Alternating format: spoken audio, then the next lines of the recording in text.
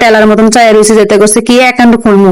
ইউটিউবে bank account করার জন্য অনেকে ভুল তথ্য দিয়ে থাকেন, এরকম ভুল তথ্য আর কখনোই কাউকে দিবেন না। আপনারা ভুল তথ্য দেন আর এদিকে ভোগান্তি ভুগতে হয় আমাদের। আমরা তো আপনার ভিডিওটা দেখি যেতে করছে কি কি লাগে এটা জানার জন্যই। আপনারা যদি ঠিক তথ্য নাই দিতে পারেন তাহলে ভাই এটা দেওয়ার দরকার নাই।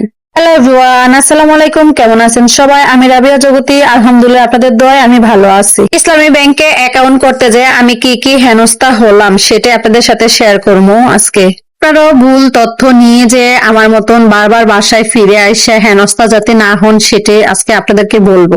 ইসলামী ব্যাংকে অ্যাকাউন্ট করাটা আমার খুবই দরকার ছিল, যেহেতু আমি ভিডিও বানাই ফেসবুকেও দেওয়া যায় ইসলামী ব্যাংকে অ্যাকাউন্ট করলে। আর দ্বিতীয় হচ্ছে আমার স্বামী যেহেতু প্রবাসে আছে, তো তার জন্য আমার ইসলামী ব্যাংকে অ্যাকাউন্ট করাটা মাস্ট লাগবে। ইসলামী ব্যাংকে আমার কোনো অ্যাকাউন্টে নাই, তো আমি জানতে চাইছিলাম যাতে আমার কি কি লাগবে। তো আমি এটা কারোর কাছে জিজ্ঞাসা না করে আমি ইউটিউবে দেখি কি কি লাগবে, তো বলে দিল যাতে করে যার নামে অ্যাকাউন্টটা হবে তার 1 কপি এনআইডি কার্ডের ফটোকপি, তার মধ্যে 2 কপি ছবি, আর হচ্ছে যাকে আমি নমিনি দিব তার এনআইডি কার্ডের 1 কপি ফটোকপি, 1 কপি তার ছবি। আরো একটা জিনিস লাগবে, সেটা হচ্ছে যে বাড়িতে থাকেন সেই বাড়ির কারেন্ট বিল অথবা কোনো গ্যাস বিলের ফটোকপি লাগবে।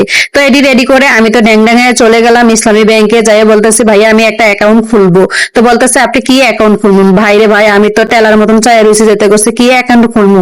তো বলতেছিলাম যাতে করছে যদি কন্টেন্ট বানাই সেটাই বলি। তো আমি বলতেছি আমি ভিডিও তৈরি করি, তো কন্টেন্ট বানাই, তো এটার জন্য একটা অ্যাকাউন্ট খুলবো, অথবা স্বামী যদি বিদেশ থেকে টাকা পাঠায় তো সেটার জন্য কি একই অ্যাকাউন্ট চলবে? তখন বলতেছে ঠিক আছে আপু, এটা দিয়ে আপনি চলবো, আপনার এটা অ্যাকাউন্টের নাম হবে সেভিংস অ্যাকাউন্ট। অ্যাকাউন্টের নামটাও আমার মুখ দিয়ে আসতেছিল না, তো বললাম যাতে ভাইয়া কি কি লাগবে। তার পরবর্তীতে উনি যা যা বললো সেটাই নিছি, কিন্তু আরো কিছু জিনিস লাগবে। সেটা হলো স্বামীর পাসপোর্টের ফটোকপি লাগবে। তো এটা তো আমি নেই নাই, আর এটা আমার কাছে নাইও। তো ওনার কাছে যদি বলি তারপর উনি দিবে। তো আমি আজকে আবার চলে আসলাম, কাগজপত্র সবকিছু জমা দিয়ে বলেছে ভাইয়া আমি কালকে সকালে এটা নিয়ে আসবো। তখন বললো যাতে আচ্ছা ঠিক আছে আপনি যান, আবার আসবেন এটা নিয়ে।